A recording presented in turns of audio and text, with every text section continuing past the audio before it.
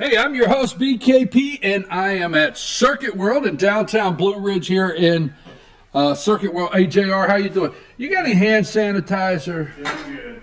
Do you have hand sanitizer? Oh, yeah. I'm going to need some hand sanitizer. I got tissue. I'm sorry. I know what it looks like. I know what it must sound like. I'm on some daytime something. Thank you, JR. Very nice of you. I appreciate you, JR. Thanks. All right, sorry, take a break here. I have to admit, I was up all night long. If you must know in the whole world, I'm on medication, man. I'm mailing it in. No pun intended, U.S. Postal Service. I wish I got the same rates as Amazon. That's good material, ain't it? Did you like that? That was pretty good. So I'm mailing it in. Too bad I don't get Amazon rates, and I promise to try to bring you the best show with the best information for 2 hours on Friday. And here's how we do that. You know, I don't feel well, but here's the good news. I have a doctor's appointment at 8:15 with Dr. Raymond Tidman. And so do you. You have a doctor's appointment. Dr. Ray Tidman will be here. Dr. Whaley is traveling, and Dr. Raymond Tidman will be here for our Ask the Doc in about 10 minutes. We'll get into that. Then we have our all-star political panel. Jane is still in Texas, visiting family. But Rick and Bruce will be here, and we'll talk about Amazon. We'll talk about postal rates. We'll talk about the troops, National Guard going to the border. Encino, California, is that the name of it? And Yerba Linda, California, and all these cities in California that are saying no to their state. You know, I always said I'd like to see some local governments, counties and cities push back on the states just a little. And they're doing that out in California because of the sanctuary city law out there, sanctuary state. California sanctuary state. So we'll talk about that. We'll talk about tariffs. We'll talk about soybean. Who would have thought it? But just here's what we're going to do. We're going to thaw out the script. I had a whole script written up. It's out. It's thrown out. Gone. You got the script up. You got. If Trump can throw out the script, so can I. President Donald Trump, he trolls the media. Yesterday, he goes down to White Sulphur Springs. That's the Greenbrier in West Virginia. He goes down there yesterday, and he's meeting there, and he's got a script, and he's like, oh, this is so boring. And he says, let's get rid of this. Let's just roll with it. Let's just have fun. We're in West Virginia. And I think he may have said, I might be making this up. He said, throw the script out because we're in West by God, Virginia, because that's where you got to know you're from, West by God, Virginia. Anyhow, we're going to talk about that in a little bit.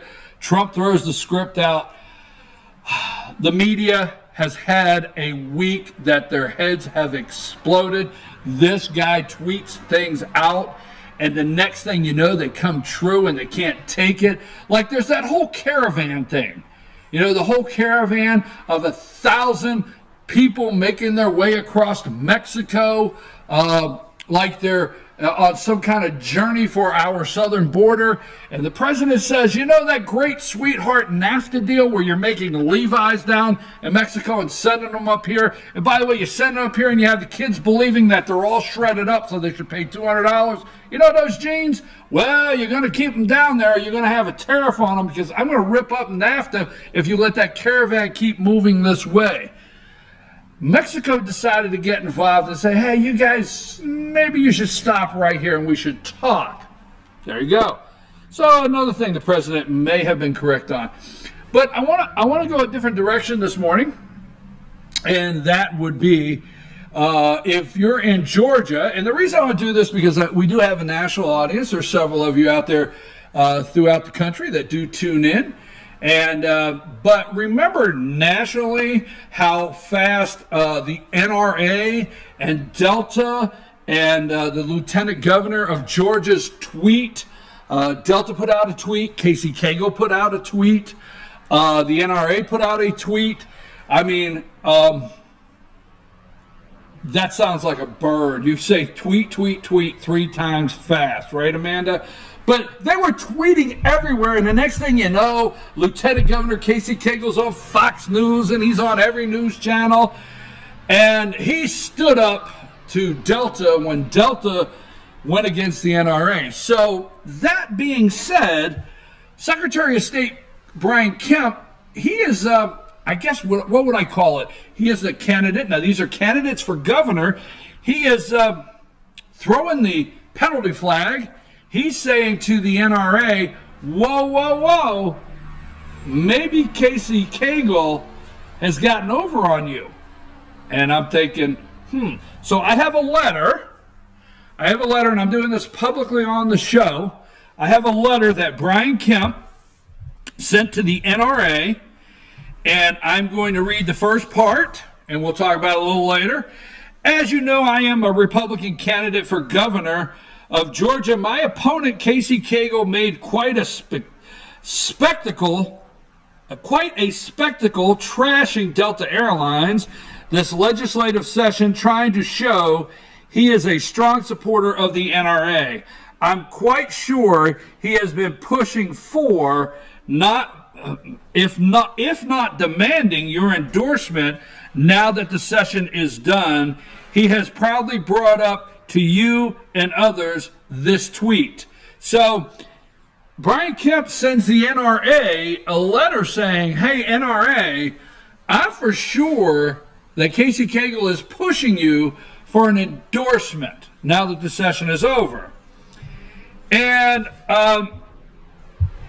he goes on to say, that sounds real good, but there's one big problem with it.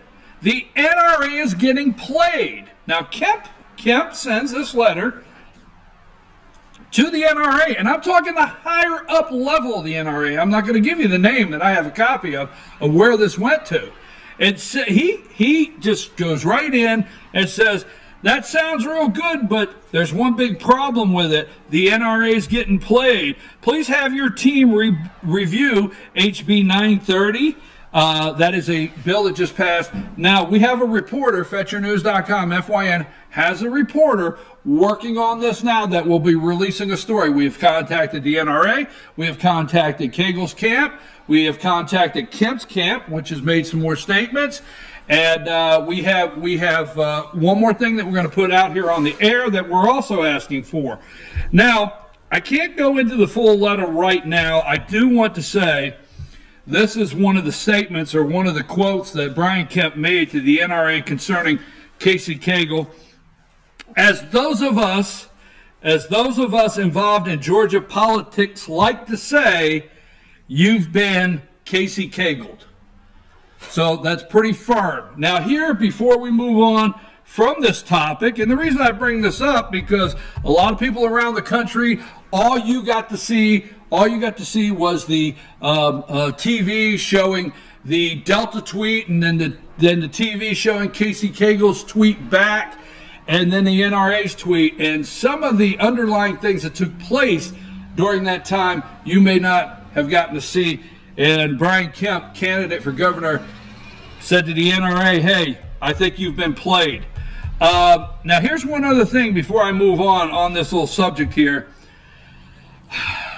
The NRA sends the candidates a questionnaire, okay? And I want to bring this up, okay? The NRA sends all candidates a questionnaire. And the questionnaire, all right, I'm trying to, hold on just a second. All right. All candidates receive a questionnaire to fill out for the NRA. And it says 2018 Georgia Candidate Questionnaire. It has the name and the office you are seeking. And I'm just going to give you the first question. Do you agree that the Second Amendment to the United States Constitution guarantees a fundamental individual right to keep and bear arms that applies to all law-abiding Americans regardless of where they live in the United States? Yes or no? Brian Kemp checked yes. Here's the point, is I have candidate Kemp's full NRA questionnaire here in front of me. And there's like 16 questions, and they're pretty deep. So here's what I'm asking for, and we have a reporter that is asking this morning. We would like to see every candidate's NRA questionnaire that you sent in, okay? We'd like to see them all because Kemp's campaign sent us the questionnaire, and it's big and deep, and it asks, do Do you support open carry? Not quote, but the question is here, and the candidates have to answer it. So we would like to see at FYN every candidate's questionnaire that they turned in to the NRA, regardless if you're running for lieutenant governor, regardless if you're running for secretary of state, regardless if you're running for governor of Georgia. We would like to see your NRA questionnaire, because we do have Brian Kemp's right here in front of us. So that means everybody got one. Maybe you didn't turn it in. We'll see. So that's what I wanted to open with, is how hot these races are becoming in Georgia. And we have done candidate interviews. Now Monday, we will have in studio Rick Day. Rick Day is a Democrat candidate on the ballot this fall, and he is running for Georgia House Seat 7, Representative House Seat 7 here in North Georgia. Rick Day will be with us in studio 8:30 Monday morning. Tuesday morning at 8:30, we will have candidate for Secretary of State Josh McCoon, and at 9 o'clock we will have Lieutenant Governor, also candidate for Georgia Governor, Casey Cagle. Casey Cagle will be with us Tuesday morning at 9 o'clock, so we have a full list. So I just threw the script out, Amanda, and went with whatever. So did you know I was going to do my NRA story? Is it interesting? It is interesting. It is fired up. It's like, I tell you what I think is happening. I think it's like Brian Kemp is trying to move this to a two-man race. Okay, all the emails Kemp sends out, and I know, you know, look, I brought up, there's some success in it because I brought up only two names this morning, right?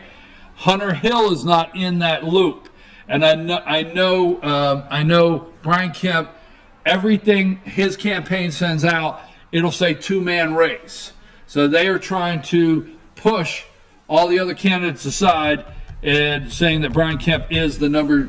I think right now, obviously, with the money they're trying to catch up with, Casey Cagle has, maybe his claim is the second candidate right now in the race. So Trump goes down to West Virginia. Now, I want to bring this up before we go into Ask the Doc. I do not think the EPA Secretary Scott Pruitt should be fired. I do not. I do not think so. Okay? I think he has done an outstanding job. I think the people of West Virginia, Donald Trump came out and they asked him yesterday as he was leaving West Virginia, the President of the United States, about Scott Pruitt. And he said, hey, I just left coal country, an energy state in coal country here, and they like Scott Pruitt. They like him a lot. So I don't think Scott Pruitt's going anywhere, all right? And Joe Manchin, President of the United States, went down there because there is a West Virginia congressman, Republican by the name of Evan Jenkins. And Evan Jenkins is running for Senate against Joe Manchin, Democrat. Now, Joe Manchin has sold himself to the people of West Virginia as a moderate Democrat that would work with the President of the United States, but has yet to. Bottom line, Trump said it yesterday. Manchin wants to go down to West Virginia and sell the people in West Virginia that he is a senator that is pro-life. He's a senator that is NRA, moderate Democrat that would like to work with the president. But the president goes to West Virginia yesterday and reminds the people there he has yet to. Manchin has voted against everything Donald Trump has put on the table. Manchin has opposed everything that the president has put on the table. Manchin has voted lockstep with Chuck Schumer. So that's why I went down there yesterday. I'm off script, just like the president. Off script, just throw it out. It's time for Ask the Doc after these messages. And with Dr. Raymond Timmon, he's with us today. And then after that, we'll have the all-star panel, and we'll really open this thing up. Maybe we'll talk about UPS. I am so glad the doc's here because I got a doctor's appointment at 8:15, and so do you. Take us to break, Amanda.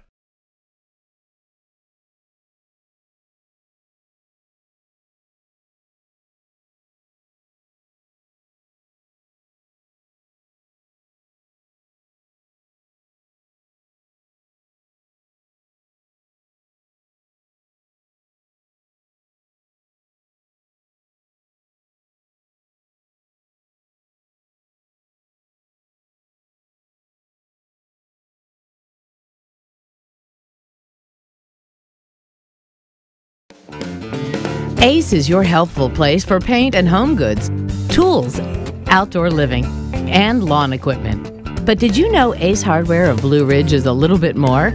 We have hunting rifles and accessories for your next hunting trip. We have Amish furniture imported directly from Ohio. And we have Ace Custom Woodworks for all your custom wood project needs, from cabinets to artwork. Ace Hardware of Blue Ridge. We have your new house in stock. North Georgia Diamond is your source for diamonds. Come on in to view the area's largest selection of fine jewelry at North Georgia Diamond. All repairs and designs are done on site by our jewelers. And North Georgia Diamond has the lowest prices on loose diamonds. You can also sell your gold, silver, and coins at North Georgia Diamond between Walmart and Lowe's in East Ellijay. Locally owned by Bill and Allison Craig, North Georgia Diamond is your source for diamonds in North Georgia. In 1981, Reed Nicholson began selling tires out of an old barn in Mineral Bluff. Little did he know that he had just laid the groundwork for the most trusted names in automotive services in the Blue Ridge area. In 1997, Nicholson Tire Center became what it is today, holding the same values of faith, family, and great customer service. 2 locations to serve you, and the Blue Ridge location is currently expanding to offer fast service and the largest U-Haul provider in Georgia. Nicholson Tire Center, Blue Ridge, and Mineral Bluff. Medium Pizza Hut pizzas, just $5.99 each. Did they say Pizza Hut? For $5.99? Yes, and yes. Yes! Introducing the deal you want on the pizza you crave. 2 medium pizzas, just $5.99 each. No one out pizzas the hot. Hi, I'm Rhonda the Mattress Lady, and this is my husband Gary, owners of Mattress Overstocked in Ellijay next to Walmart. And we want to earn your business. From the time you walk in our door to the time we deliver your new mattress to your door, you will see the difference. Our selection and prices are the best in North Georgia, and customer service is our top priority. So y'all come on in and let us help you find the right mattress at the right price. That's Mattress Overstocked in Ellijay next to Walmart.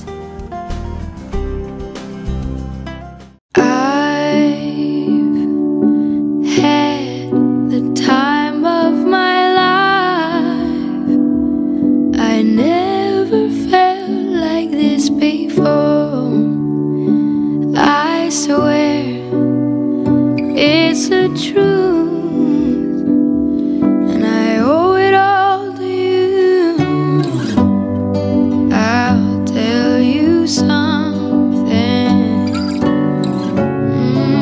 This could be love, because I've had the time of my life.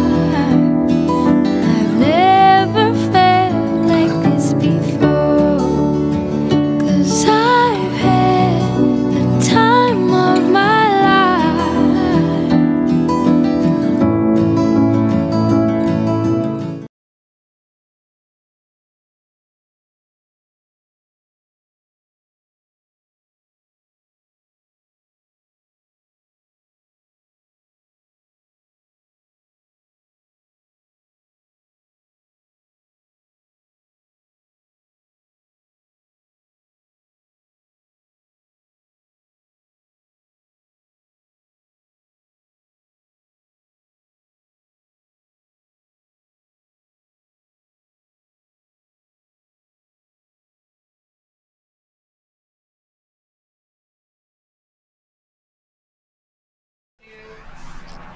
Hey folks, we're back. I'm your host BKP, and we are at Circuit World here in Blue Ridge, Georgia. Now Dr. Whaley is traveling, and so as we were saying, we went to the back lot and we found Dr. Raymond Tidman. How are you, sir? Good, good. Okay, I have to be careful because we like to tell a couple of jokes, and so. Well, I'm just glad you didn't check me for my union card this morning.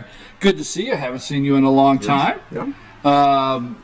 First time over at Circuit World here with us.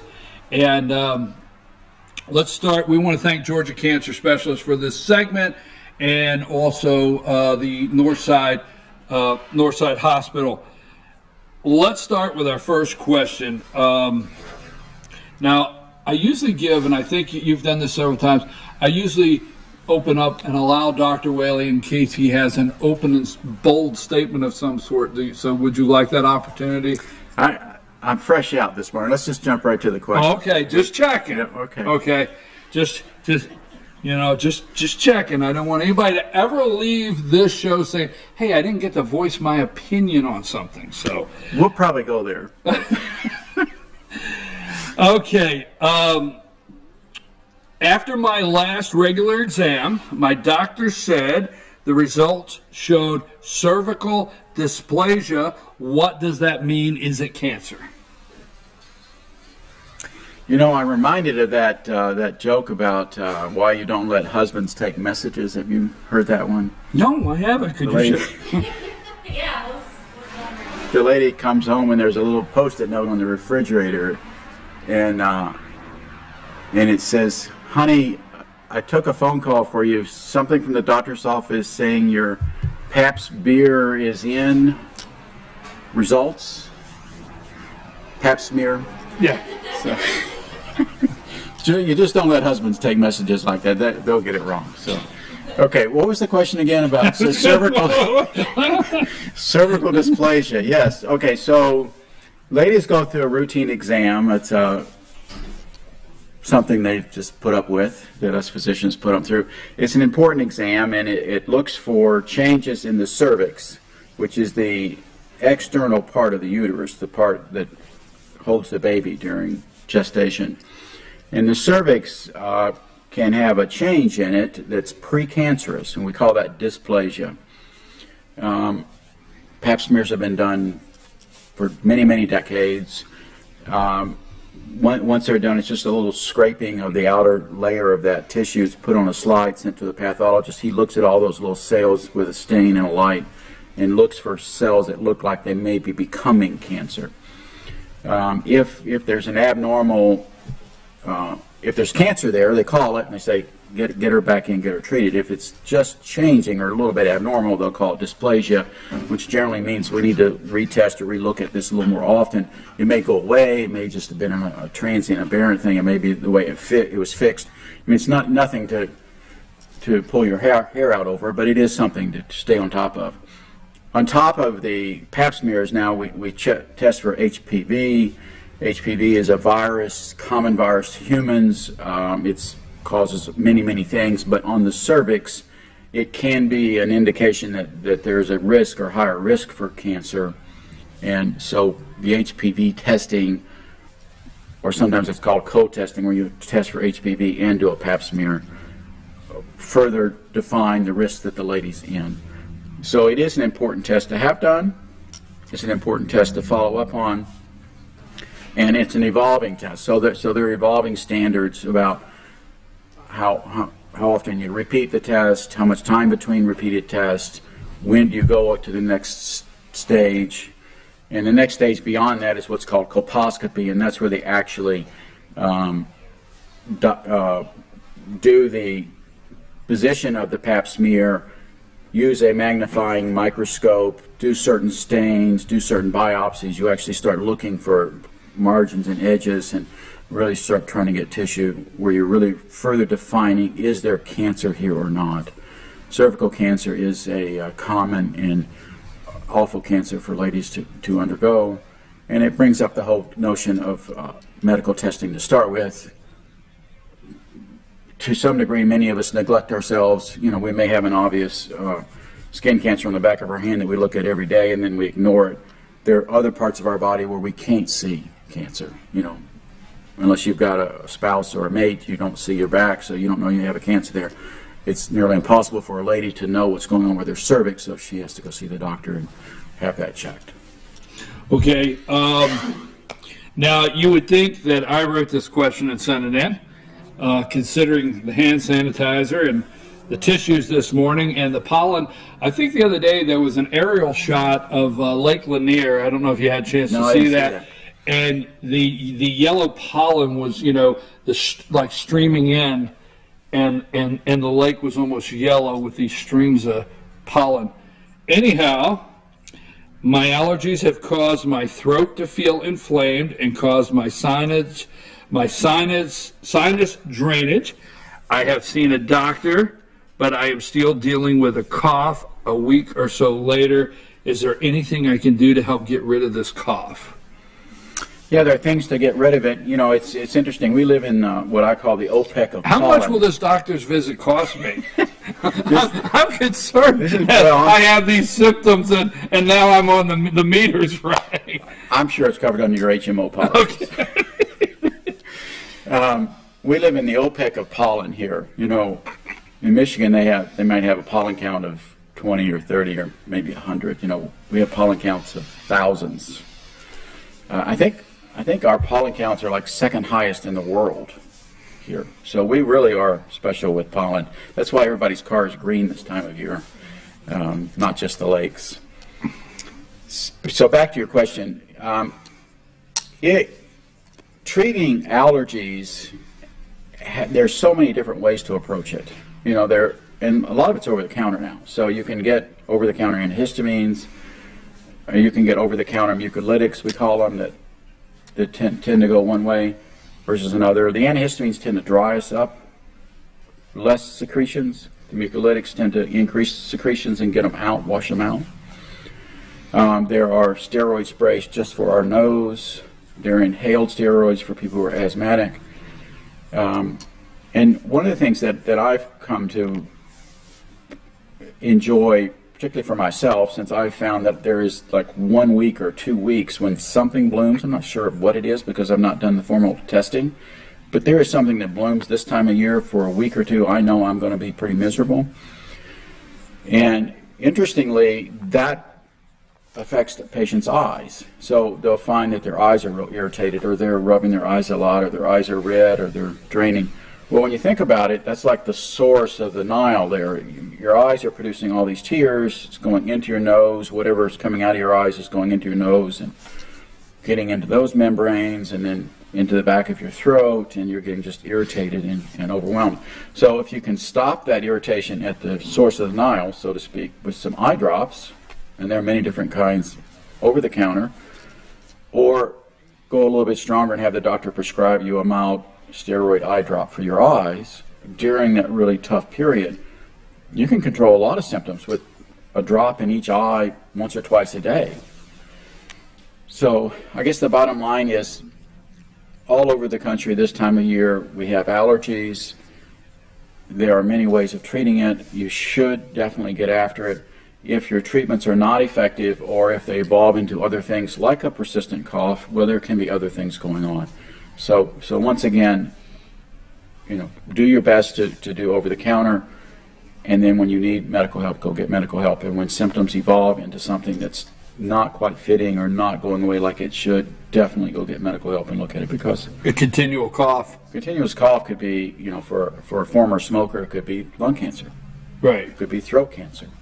You know, there are lots of other symptoms that have to be pulled together to be looked into.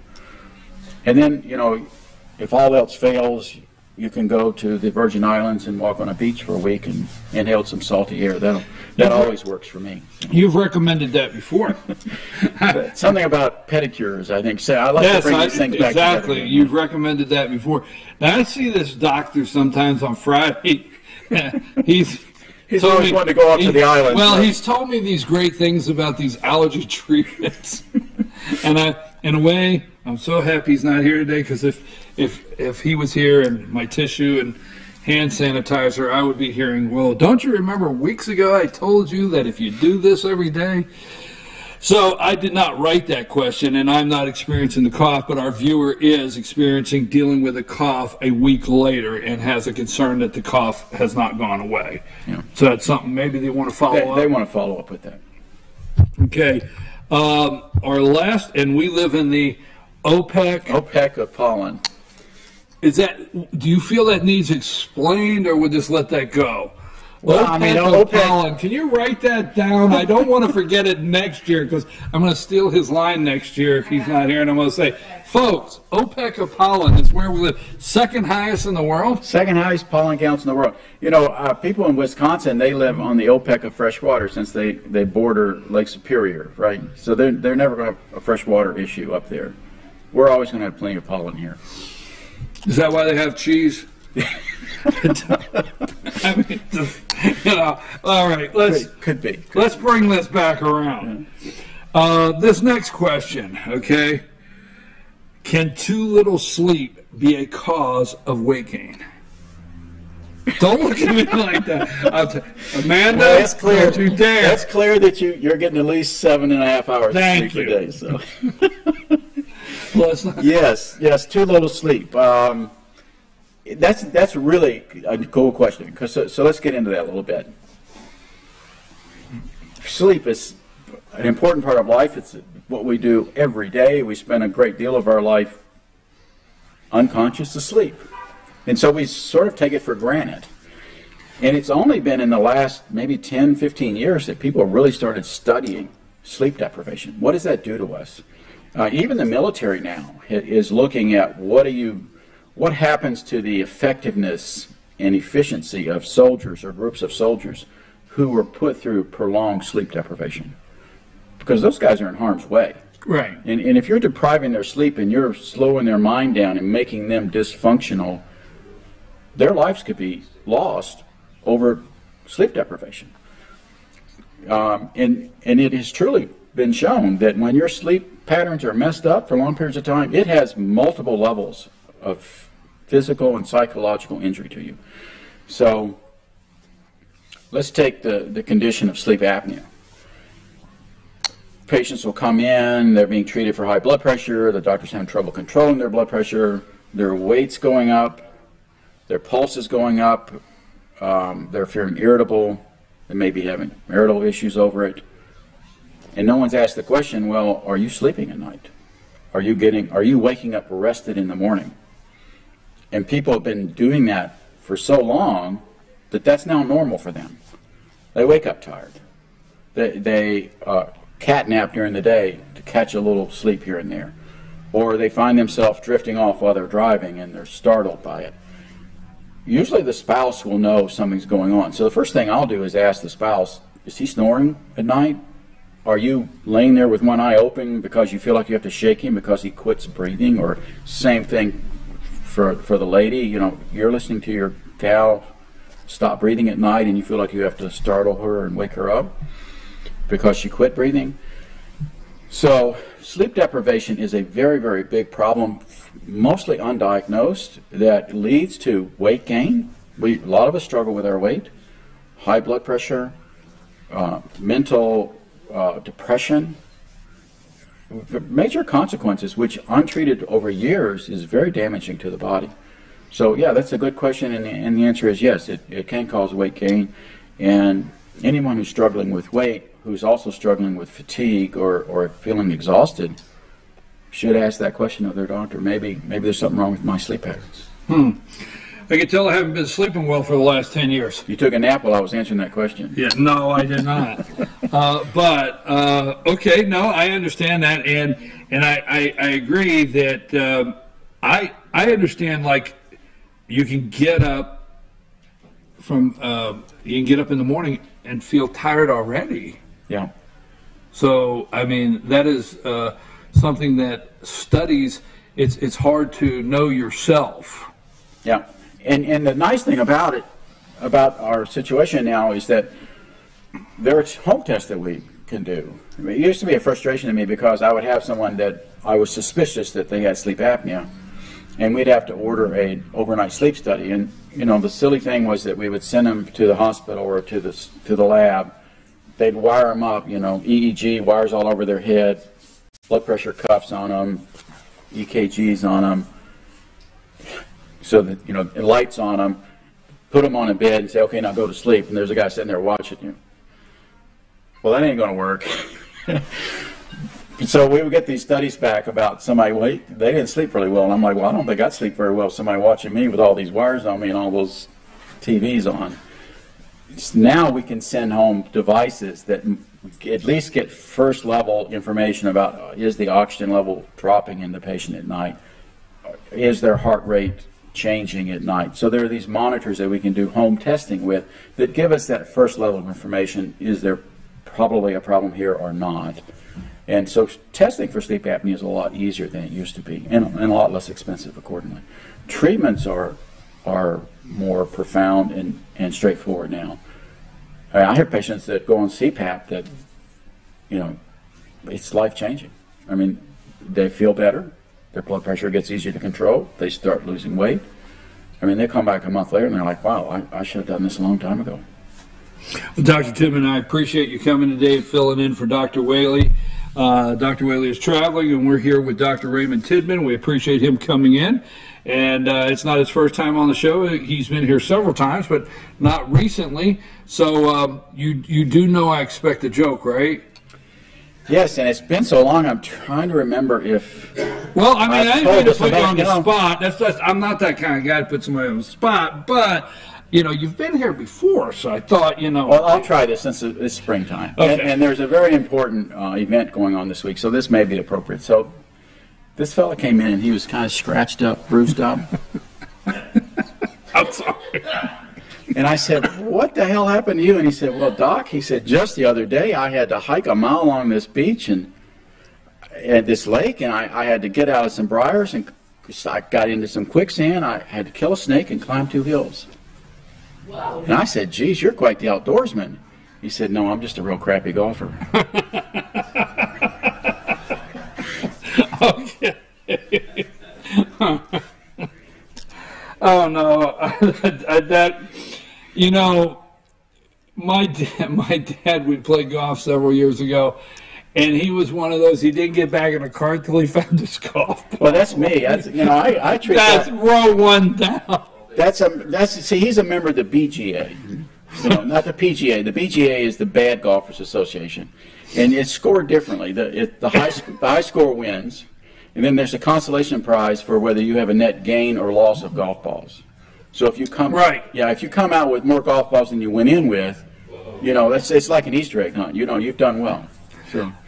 My dad had more tools in his golf bag to find golf balls than actually hit them. Okay, do you understand? Yeah, I like your dad. Yeah. So anyhow, Dr. Tidman, anything else? I mean, anything. It's been a long time. Anything politically at the forefront, or anything in current events at the forefront that you'd like to talk about before we go? It's not so political, but it is an interesting phenomenon that's going on, and it's happening so much that I may be redundant in talking about it. But I've come across this individual on the net, a Canadian psychologist named Jordan Peterson, and he just released a book a month ago, which I've read and thoroughly enjoyed. And it's a book, it's kind of a psychological book about self-help. Right. And it's most top sellers are fiction, nonfiction stories. This is a psychological book, and it's bestseller. America, Canada, Australia. He is a phenomenal thinker. I mean, he's a phenomenal thinker psychologically, spiritually, and just an interesting guy. And to your audience, if anyone's interested in reading something fascinating and thoughtful, Jordan Peterson's book, 12 Rules for Life. 12 Rules for Life, Jordan Peterson. Yeah. I'm interested. Thank you very much. Thank you. We want to thank Dr. Raymond Tidman for being here today and filling in for our good friend Dr. William Whaley, who is traveling. We want to thank the Georgia Cancer Specialists affiliated with Northside Hospital for sponsoring this segment of Ask the Doc. We're going to take a brief break, and when we return, it's time for our all-star panel, and we've got a lot of topics we have to cover. I hope Bruce is ready. I see the orange folder, and I hope there's something in there that'll help us move right along. Take us to break, Amanda.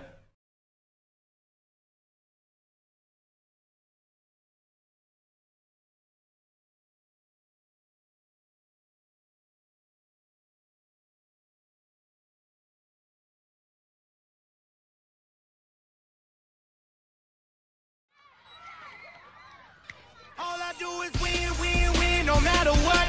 Got money on my mind, I can never get enough. And every time I step up in the building, everybody hates.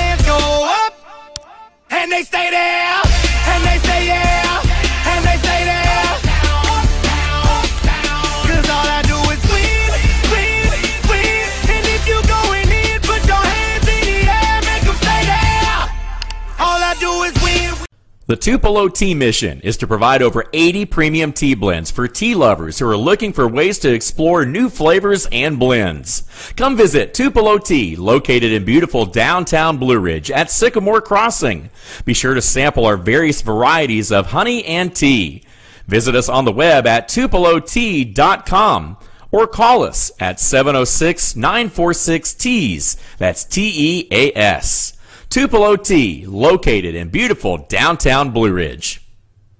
Better days ahead. It's just this simple. Nobody beats Days on price. If it's a Chevy, you'll pay less at Days Chevrolet in Jasper. Now save $4,000 off a new 2018 Chevy Malibu, or save up to $10,000 off a new 2018 Silverado Crew Cab. It doesn't matter which Chevy you choose. Nobody beats Days on price. $10,000 off Silverados and $4,000 off Malibus at Days Chevy in Jasper. Better days ahead. Days Chevrolet. Find new roads. Papa's Pizza to Go in downtown Blue Ridge is the best in the area all-you-can-eat buffet. Call ahead or order online now at papaspizzatogo.com. Use our convenient pickup window for the best in pizza, subs, wings, breadsticks, salads, and more. And be sure to check out our lively game room. We serve lunch and dinner, catering available, take out or dine in. Papa's Pizza to Go in Blue Ridge, proud sponsors of the Fannin County Rebels.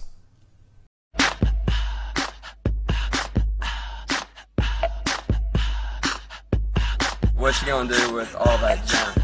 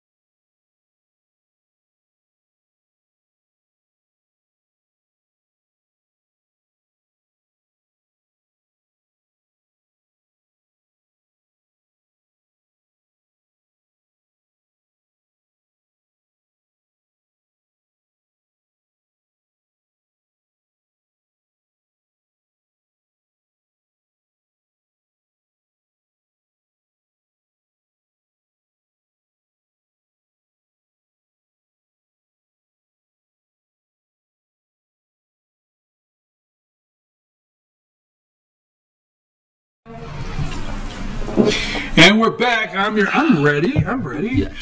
Just relax. I got to multitask here. We're back. I'm your host, BKP, and we are at Circuit World here in Blue Ridge. It's time for the All-Star panel. And Rick and Bruce, you know, I was going to say... You got a doubleheader, huh? Doubleheader last night. Took a doubleheader last night. Last night, doubleheader. 12-2, and what was it, 6-2? Would you want me to tell them, or were you there? Well, it was a listener. Where did you get your information? I'm trying to prod you along. He's a diehard listener. You're trying to move this segment. Just push it right down. Move this thing along here. Well, where'd you get your info? He knows a guy. I know a guy. I got a guy. You know, I was last night. I love baseball. I know you know that. But last night I started the first game, and I just thought all of a sudden, I said, oh man, I'm going downhill quick. I don't feel well. And I'm like, so the second game, I'm sorry, Lumpkin Indians. I have to apologize. But the second game, I'm actually over there praying for the 10-run rule. And you got it. And I got it. I'm like, I need to go home. I feel like I do not feel good. I want to go home. So I'm like, so 12. So it's 12 to 12 to 1. So we have our 11 runs. Next thing I know, Lumpkin loads the bases. Holy smokes, this is going 7. But Fannin got out of it 12-2. We got out of it in the 5th inning and went home, but they did win the doubleheader. And Fannin is looking at, they play Union in a 3-game series next week, Tuesday night at home, and then Union 2 nights, Friday night doubleheader. And they're looking at if they could sweep Union of, coming in 3rd in the region. That'll be 2 years in a row they're making it to post-region play. They're 8-7 right now. Yeah, so I mean, yeah, and it's Is this Fannin? Huh? Yeah, and it's really been enjoyable to watch the baseball game. So anyhow, and actually yesterday we had pretty much baseball weather. Some of them get a little chilly with the flag blowing and the wind blowing, but I looked at the. Not to get local, but I looked at the 3A yesterday. There's some tough competition. Yeah, there is. Top to bottom in 3A. Well, let's just keep going since we're into that. So I'm up in the booth, right, because I do the announcing, I announce. And let's just say there's 2 other guys. There's a guy over there playing the walk-up music. We got this whole system, and when a kid comes up, walk-up music. And then we have the other guy. So there's 3 guys in a booth, okay? And some of them, not me. Okay, but the other 2 guys, I'm going to put you right out there if you haven't been watching, they seem to every once in a while want to say something constructive to the umpire. They want to help the umpire. From the booth. Yeah, from the booth. Okay, Blue, next time that could be a strike. They're helpful, right? So anyhow, yeah, so anyhow, last night, one of the guys, no names out there, one of the guys, the pitch comes in, and the guy says, "That was pathetic." Blue turns around, throws it right out. I was cracking up. I'm like, not me, Blue. But it was a lot of fun. I mean, to me, that's baseball. So the guy got tossed. That was pathetic. That was pathetic. I was should standing laugh. right over. How far is he from the umpire? Oh, no, we're in the booth. Yeah, but And how far umpires- away? Oh, we're right over it. Right over the top. I mean, the booth just goes almost straight up with the backstop. Okay. So you see foul balls all the time. Oh yeah, but it goes straight up basically. So we can actually call the game. They can stay home. We can call that game right up. We can see the play. I gotta tell you something. We just got a message from Jane Whaley. And she says, "Have a good show, break a leg." Oh, okay.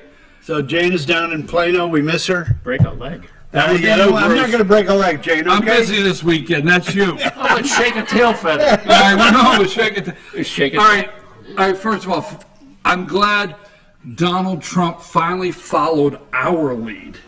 Because we're always off script. When have we ever been on script, right? That was great. Yeah. Did you like that yesterday? Yeah, it was great. He pulls the paper out. He says, "This is what I was supposed to say." Heck with it, right? But the thing is he knows how to play a crowd. Well, here's the thing, though. And all right, I want to go with that. Play a crowd, off script. But he knows what he's doing. And for the establishment, he's been off script since he started, and that's what's messed him up. I mean, isn't that a great way what happened yesterday? That's not what messed him up. It messed everybody else up. Right? Yeah. But isn't that a great way to frame what this 14 months have been like for the establishment? Is this guy's gone off script. He did not follow the playbook, and didn't yesterday just bring all that around? I mean, you could go down. You could go down yesterday. I didn't see anything. But he was in West Virginia. He had prepared notes. Yeah. Let me bring you up to date, folks. I'm sorry. We apologize. Hey, the we do usually try to get the panel to know the current things that are happening. But he's got grandkids in town. He's got grandkids in town. And he's going through the orange folder. Hey, Trump's down there in White Sulphur Springs, West Virginia, the Greenbrier. Yep. And I do know this. This I might be embellishing a little, but I think I heard that he said West by God, Virginia, and he needs to learn that if he goes there. If he'll say West, I mean, it's game over for Manchin. If Trump says West by God, Virginia, Manchin's over. So, was he above ground or was he in the bunker? No, he wasn't in the bunker, which some of us know that White Sulphur Springs, the Greenbrier, has a bunker there. So he's down there and they're doing an economic roundtable or something, right? Yep. And they got all the name placards in front of it. It looks as official as could be. And Trump's got prepared notes in front of him to talk about. And he starts, he's like, this is boring as can be. And he throws it in the air. These are the prepared notes they gave me just to read. Let's go off script. He gave a toss. And then he went, boom. He went right to the time he came down the escalator. Yeah, they said I was mean when I came down the escalator because I said rape. Well, guess what? That caravan coming across there, those women are getting raped or whatever. I'm not quoting, but right? No. And he's telling the truth about this stuff, and they can't take it. Mm-hmm. But he went totally off script. But you talk about off script, though. I mean, you can take everything going on right now in the news, and he's been off script on every one of them. I think DACA's dead. All of a sudden, his staff is going, oh, geez, we didn't see that coming. We're pulling all the troops out of Syria. Oh, geez, we didn't see that coming. You know what Trump's staff, the opening line in the morning is, hell, I didn't even finish my oatmeal and my grapefruit hasn't showed up. And he's already started, man. They probably got... Dude, give me a minute. Okay? Over the door. They probably, all of them over their doors, they go out of their office, they have Kofefi. They just hit it. Bam, like they're going to the game, right? It's like a coming out of the game. tunnel to take the field. Man, I didn't even finish my oatmeal, dude. Could you at least give me a minute? I got to get, how about, we're going off script, so what about Sarah Huckabee Sanders? She has to get the kids ready for school. I mean, somebody is. I mean, and she does put me in the mind whether she does have help in the morning. She does, the husband, but she still understand puts what you me in mean. the mind of somebody that's going to be involved to make sure the kids have the cereal or whatever they get. So she's probably got to be thinking, dude, man, I got to get these 3 kids off to school. I'm trying to get them dressed, going And then there. she goes, oh, make that 4 kids. Yeah, does she have 4? Don. Oh, Little Donnie. And she does an outstanding job. She does. They do not push over on him. Let's get some subjects in because we have a great time on the panel. Let's start with Amazon and the U.S. Postal System. And my joke in the morning, and I thought it was very good, is I did not prepare for the show.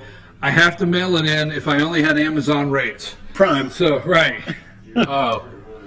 Is it a package? Right.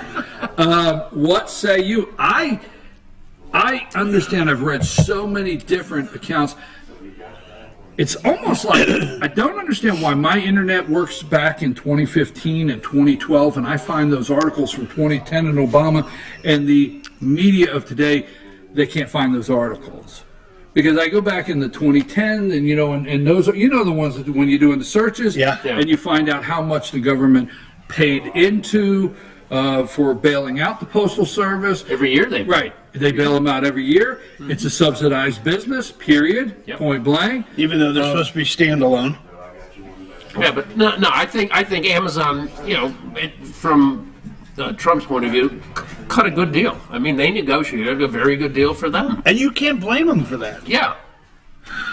You can't blame Amazon for cutting a good deal. Trump would tell you the same thing. Wait a minute. I have to agree with that. I have to agree with that because when Trump's talking about the trade agreements with China and the trade balance, he says, "Hey, you can't blame them.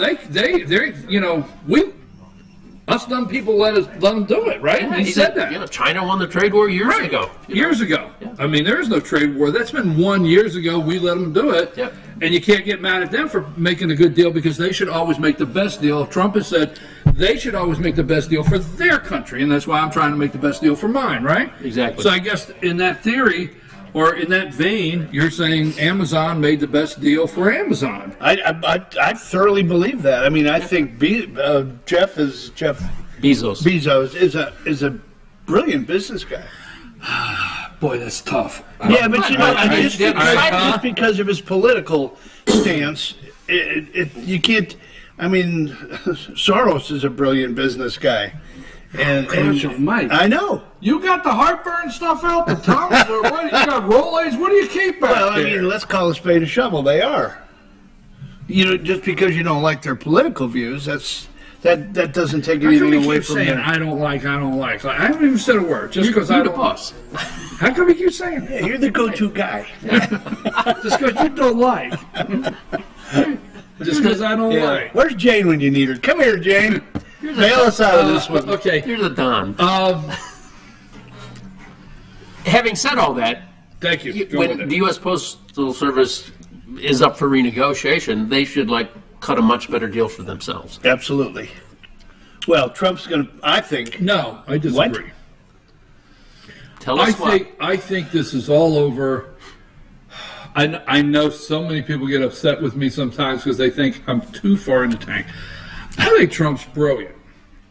I think he knows how to put things out there that we know.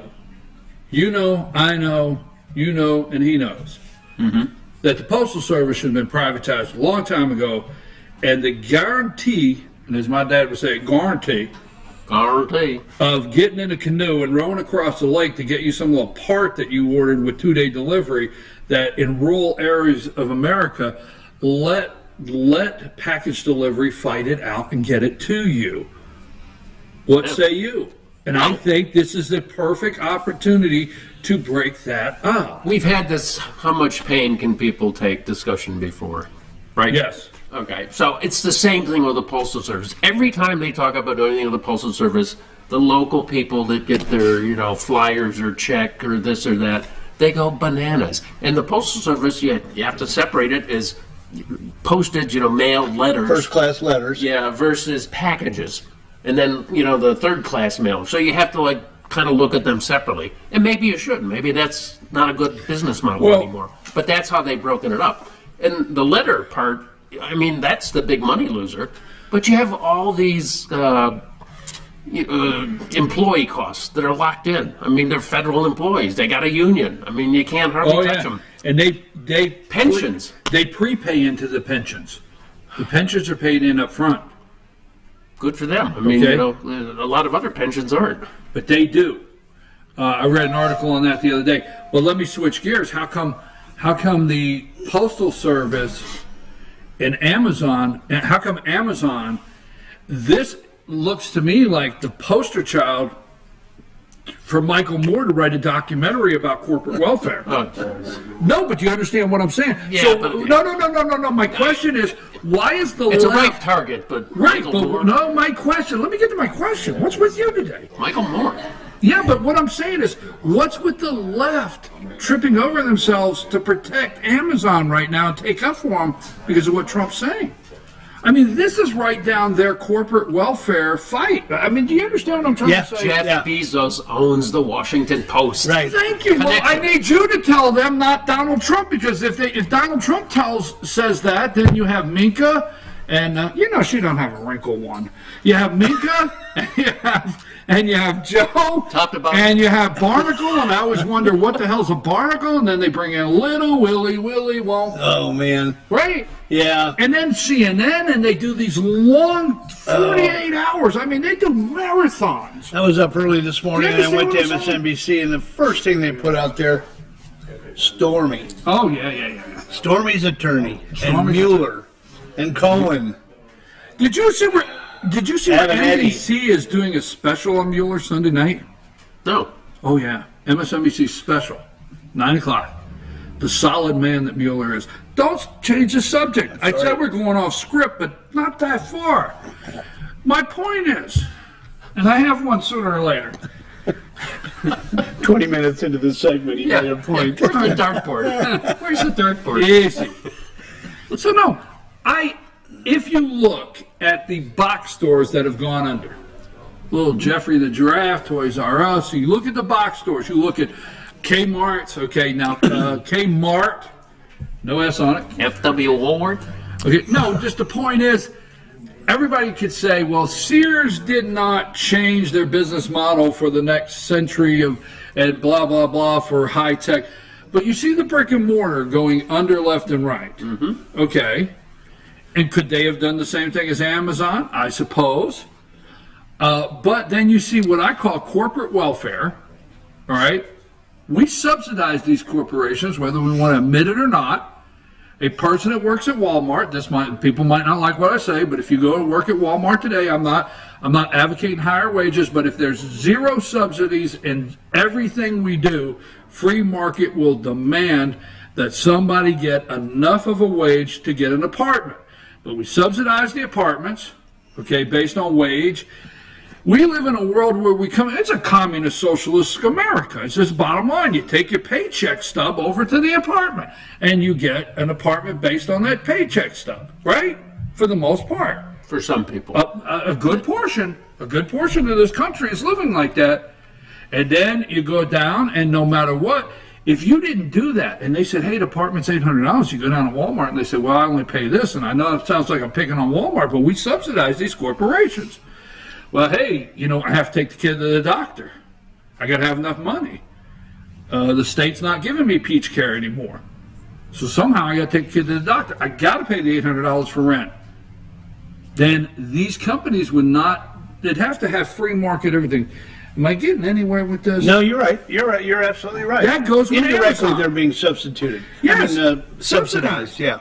Amazon's being subsidized by our postal service. And the other thing is, Trump is right. Trump is right. I look at the camera. Now, recently, after Amazon has won the war, okay, and only after they've won the war, not the battle, the war, are states now putting in place collecting income tax, sales tax on internet sales. Only now. Go back 5 years and just start seeing the states start slowly but surely, which ones up to recently. Go back 5 years ago, a little mom and pop that's selling shoes over here on the corner and fishing rods and canoes couldn't compete. What say you?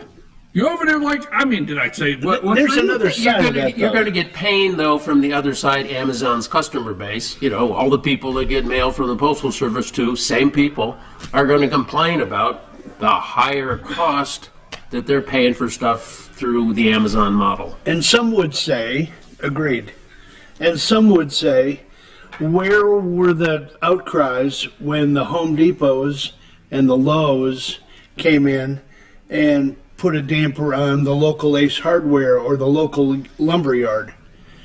You didn't hear that outcry then. Where's the outcry when Costco came in and put some of the supermarkets in a tailspin? Drove Piggly Wiggly. But all of a sudden, I know you didn't. I know Piggly Wiggly did not get into the conversation, but okay. But you understand what I mean? I mean, there's been a tiered increase in this mass buying power. And the buying model's changed. I mean, maybe not so much for us, but, Samantha and Amanda and, my kids.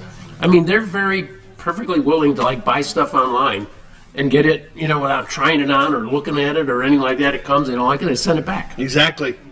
There's more stuff going on in my daughter's house. It would not happen that if Amazon had to cut a good deal with the Postal Service, be able to ship it and ship it back. Yeah, you wouldn't have manufacturers saying, just because you believe you wear this size, just saying, don't want to go there. I'm not going to put no size out. I'm just saying, just because you want to believe you wear this size and you want to see if you can get into it, you might want to be realistic before you pay that $4 return fee, okay?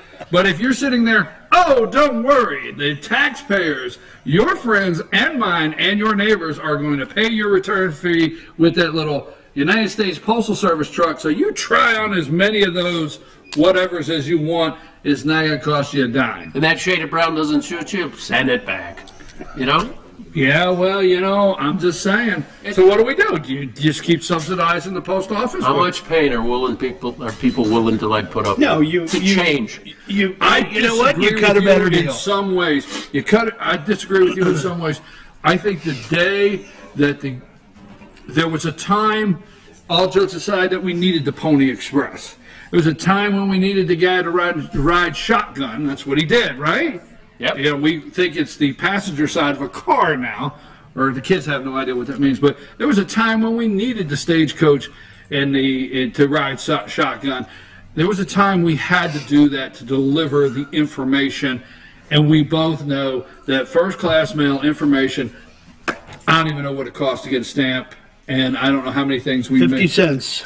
Well, thank you. I'm glad you had the answer, okay? Well, you asked. I didn't really ask, okay? Right around 50. Yeah. Right around there. Yeah. But what I'm saying is, do you not think we've evolved to the point to where door-to-door mail service, do you think it's necessary? Nope. Do you think it's necessary?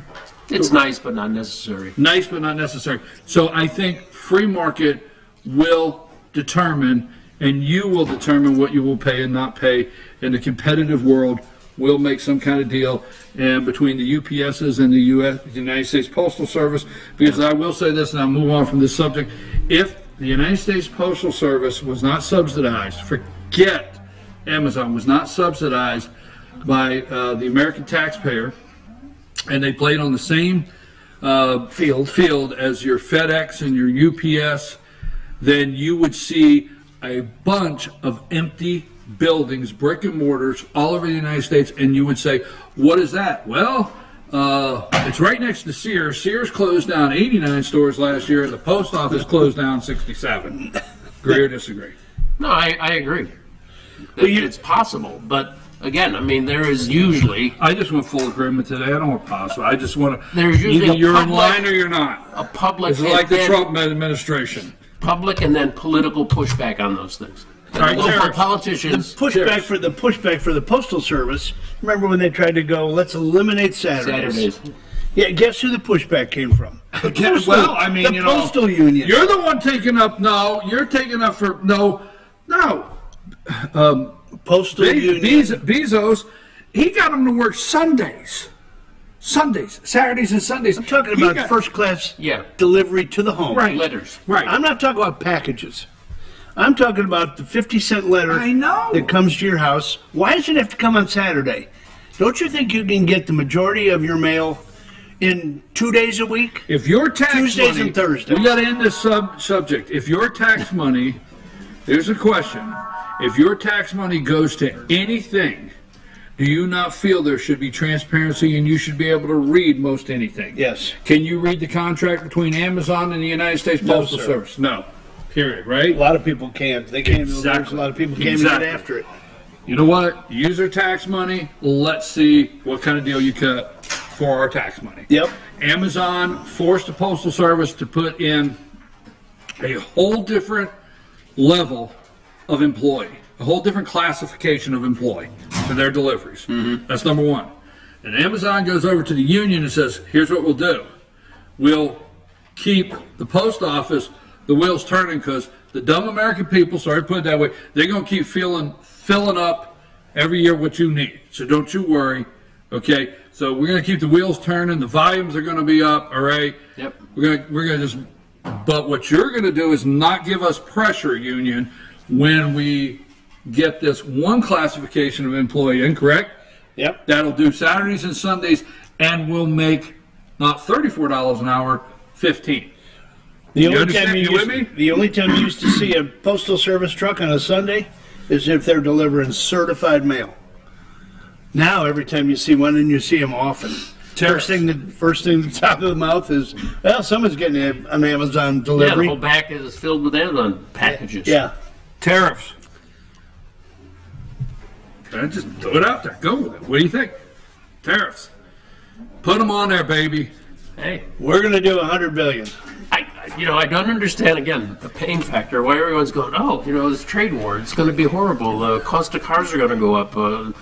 Sneakers are going to go up. Everything's going to go up. Well, how do you ever rebalance the system unless you go through some pain? I want to encourage all Americans out there at this time to stop everything you're doing and find the first place. I mean, just pull the car in and ask where all locations are that you can buy some soybeans. I want Americans to stop everything and go buy soybeans so the left cannot use the poor soybean all day long, all weekend long, to identify the crisis in this trade war. You're saying the soybean is a whipping boy? I think I'm encouraging. I think you just go to the store and say, what aisle is soybean? and buy 3 bags and just throw them in a cabinet. Can we do all right? soybean products? A little tofu, maybe? Yeah, do that. There you go. What? Give us a list, Bruce. Well, there's tofu, tempeh. There's soybean oil. 3 makes a list. There ain't much more. I've used every part of the bean. What? Soy sauce? Soy sauce. That's The like low sodium one, though. liquid salt. Tamari. Did you make that up? No, soy sauce. No, I just thought they say soy for everything. I didn't know it had nothing to do with a bean. Soy! That dark brown, Anyhow. salty stuff. Would you settle down? Tariffs. All right? In your spare time, check the ingredients in soy sauce. She has no spare time at this moment, all right? Well, she did. Well, you're right. Quit giving people a list. We're still on soybean. I mean, you know what? I would think some of the media would go back and find that then Senator Obama letter that Senator Obama then sent to George W. Bush talking about China's currency manipulation. So what? They don't care about that anymore. I understand, but I mean, I'm just like, somebody has to understand that this was on this is Using on one of the great past presidents as a comparison just never works. So, Especially when it's Carter. I know you didn't say that. You do know you've used Carter and Soros in the same show. I know. Anyhow, but I mean the trade imbalance. Do you not think that 6 months from now, the reason China is all up in arms and the media is presenting it to us in their best light? Maybe this is another question. Why is nothing ever presented in our best light? Why is it always presented in their best light? I think it goes back to the premise you opened the show with. I mean, legacy media is just having a real hard time with the new world. Throw it in the script. Let me say this. What about the currency manipulation and everything going on with it? Do you not think that 6 months we're going to see these amazing new numbers where this has shrunk and China is now taking in more of this, and we're doing? Do you not see? I don't know if you'll see it in 6 months because the government statistics aren't that quick. Okay, but 6 to 12. 6 to 12 months. Yeah. But do you think what Trump is doing will benefit? Yeah, he's rejiggering the table. I mean, he's Right. realigning things. Yes, I do believe that. Like you said, he knows. Yeah, he's 2 steps ahead of a lot of the legacy media economists, talking heads. Well, I don't think he gets up in the morning and worries about stock market. I know people are upset over that because his words can make the stock market go up $700 or 700 points or down 700 points. I got a text message the other day, 2 days ago, when I saw about it from a guy right here in Blue Ridge, and he was a little bit angry with me. He says, well, the trade wars or the tariffs, they've cost my wife and I in a week $10,000 in our IRA. That's cheap. Well, I mean, I'm thinking to myself, okay. I mean, are we not at the point in this country? He didn't, on the other side of the coin, though, text you and say, our IRAs are way up. Thank you. No. I You know what I'm saying? I wanted to leave that door open. I said that to Amanda yesterday. I said, what did I say to you, Amanda? I said, I didn't get a text saying we made $60,000 last year. Exactly. Right? Yeah, give me a break. Right. Yeah. You lost. And bad news bears. I mean, they gripe when things are going bad. Do you not think that the country is at a point that Trump is here? He's the right president at the right time because we have to take some chances. And Trump gets up and he says, I have been, it's been recommended that I don't do this. So I think I ought to take a chance and do it because the 3 that just recommended it, I know why they recommended me not doing it. Let's take a chance. Do you not? I mean, he definitely is a disruptor. Right. And you could say, okay, people could say, you don't need that now. We need, like, a smooth, steady, hand at the tiller. We've had one of those. But, Look what it did for us. Shove the throttle down and put it hard right, and let's go. Well, I don't think it's a coincidence. I wish Jane was here to back me up on deep state. Oh, geez. Did you see that thing she sent us? Yes. Yeah, that was good. But let me tell you something. Have you watched the clip that they're playing of George Bush? No, Jeb Bush at the debate. When I thought you were going to say George Bush at the wedding. Jeb Bush at the debate when Trump brought up tariffs. And it's interesting that Jeb had the answer and said, if you do that, watch what they do to soybean and Boeing. Well, yeah. Well, those are the two targets. Yes, but don't you find that interesting that Jeb knew that night which ones were the targets? And Jeb knew that night that, now the media knows which ones are the targets? And I don't think you have to be a rocket scientist to connect that, though. I mean, really. I mean, they go after farming and they go after... I know I'm not that bright, Bruce. That's not what he's trying to say. I'm not digging you. It's like... the don't have to be a rocket scientist. I didn't claim to work at NASA. The big Do I trade look like I live in segments. Huntsville, Alabama? Little defensive, are we? Yes. The big trade segments, are there 5 years ago. Yeah, they're going to pit Airbus against Boeing. I know that, but I just find it interesting that these are all finely played all the time. Why the poor soybean? Why? So they can go after... You know what they said? That China is strategically going after Trump country. Strategically picking out products in Trump country. Well, here's one that's probably going to hurt this region. I don't talk about it much, but in agricultural products, the number one importer of chicken feed are... No. China. Chicken feet. Chicken feet. They're delicacies over there. Yeah. They're a byproduct here. So what you're saying is... We export chicken feet to China in big And we may have a numbers. backlog of chicken feet. So I opened a store here. Chicken feet. It's an edible. We're going to make a black market for chicken feet. I don't think any of the restaurants in there are going to switch over to chicken feet anytime soon. Yeah, Tin Loon might. We're going to take a brief break, okay? We'll take just a brief break. We'll come back. I want to talk about the Caravan, Sanctuary State, California, Sanctuary Cities. I want to talk about sending the troops, sending in the men and women of the National Guard to the border that is being hyped up when actually other presidents have sent more men and women to the border than what President Trump has signed a resolution asking for. So we're going to talk about that when we come back. Let's take a break. No, I may be fired.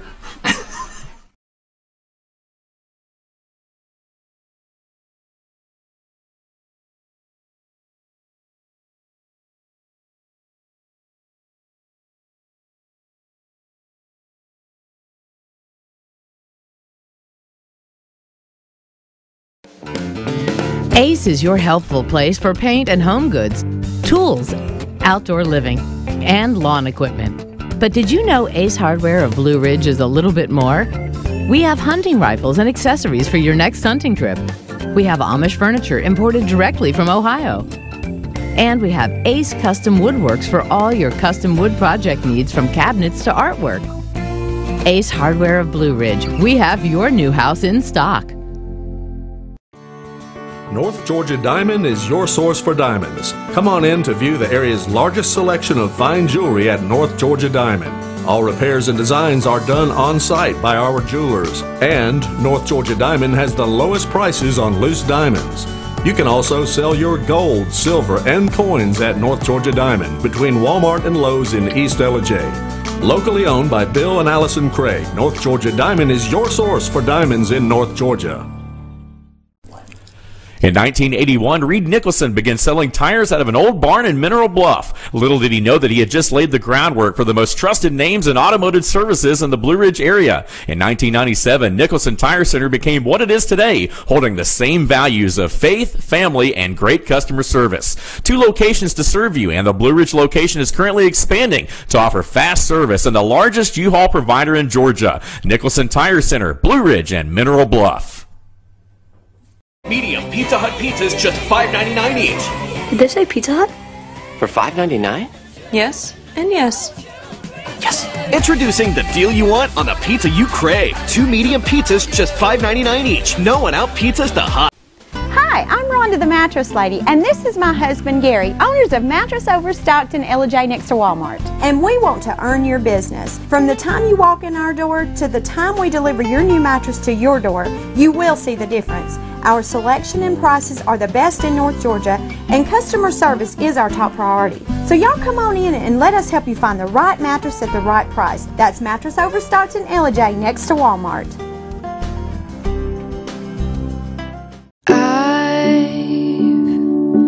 Had the time of my life. I never felt like this before. I swear it's the truth, and I owe it all to you. I'll tell you something. This could be love because I've had the time of my life. I've never felt like this before, 'cause I've had the time of my life.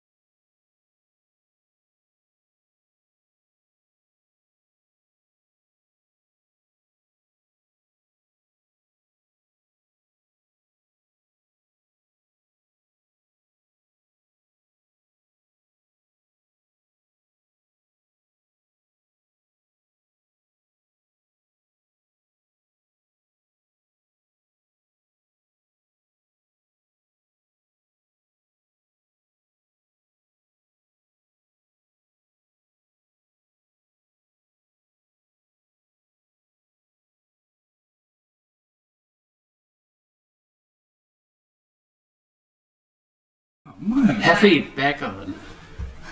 We're back. Are you okay? We had a little house cleaning. All right. I'm sorry. We're at Circuit World. How you feeling? I'm mailing it in. Just wish I had Amazon rates. Yeah. That's mine. You can renegotiate your mail-in rate and come fall. I'm mailing it in. Anyhow, come fall. I'm your host, BKP. We are at Circuit World in Blue Ridge. And let me see if I have this correct. Circuit World is in LJ, Blue Ridge, Blairsville, Murphy, North Carolina, and Franklin, North Carolina. Thank you, JR. Is there only 5? I thought there were 6. No, there's 5. No extra tests today. YouTube, we were talking about that, so let's talk about it for a minute. The lady that walked into the YouTube headquarters, Google, aka Google, but San Bruno, California. All right, and pulled out a gun and went to shooting the place up. The left immediately tried to push out the narrative of, scorn girlfriend. Remember that? Immediately, just seconds later, tried to put that domestic, right? Shocked that it was a woman shooting. Right, and so the left has not been able to find anything to really run with. Real no good attack on the NRA. They've went over there. It really won't work. So why is it buried? Hello. It really wasn't an AR-15, what we call an assault rifle, a weapon of war. So that didn't work. They went over to all their narratives and started scratching. Let's just forget about it. But she was upset, and you asked that. Have you followed that a little bit? Well, yeah, just that she said something about her. She was a vegan activist, and a vegan bodybuilder. Okay, and she did YouTube stuff, and she said they were demonetizing her, like cutting her back, and I don't understand how that works. Absolutely. YouTube, and I will say this, and I sure hope this doesn't get us kicked off of YouTube, but it could. We have to every week. They will just come up out of the clear blue sky, and I wish we were as interested in our intellectual property that China is stealing as YouTube is with what they claim is intellectual property that we're stealing. Correct? Is that a good way to put it? That is. Because every single day there's something what we say or do that they swear we have taken somebody's intellectual property. Well, sometimes you might play a clip of music that's copyrighted, and boom. Well, I will say this, but I don't know what their system's like, but they have something that analyzes everything you do. So it's not Everything. just borrowed music, could be words. Well, exactly. It's not just borrowed music. We've had pictures. I will tell you this. We did a Seth Rich video, a story on Seth Rich. Is that when you had the private detective? Yes, Rod Wheeler was on, former homicide detective, DC homicide detective. Rod Wheeler was close to 100,000 views. They took it down. Claimed that a third party owned something that we did, okay, and just took it down. Now, it was climbing to 70. Take that to the next level. To Bruce's question, how do they demonetize? You get paid by the number of hits. Right, but then you get strikes. So there's hits and strikes. No, this is not a game. And there's no balls either. You can get a strike. So if they take something down and say we've misused somebody's, you've got a strike against you. Okay. You get no monetary value for 30 days. Oh, they put you in the penalty box. Right. Okay. 3 strikes, you lose your channel. Oh boy. Period. On a daily basis, Amanda, Samantha, or Lisa has to write YouTube and battle them against something, right? Yes. Because every single day, something we do, they say, well, you violated this or violated that. And you've got to justify that you didn't. I have to appeals. Yeah, appeals. We have to do appeals every day. Okay, So- but going back to what they pay you for a hit. I mean, is that Well, like they pay fractions of a penny? YouTube has levels. Like, we have subscribers. When you hit 1,000, you get another bump. You get 10,000 subscribers, you get another bump in what they pay. So I'm not going to say how much, obviously, but we get a monthly payment from YouTube, and you have to get up there before Google sends you a dime. Okay, so we're to the point where Google sends us money now, and I'll just say that, leave it there. But let's say you are getting $50,000 because some people do. Now, you shouldn't base your YouTube channel on trying to make it, but let's say you did get $50,000 a year from YouTube. It's possible. There's people that's gotten $1 million from YouTube, okay?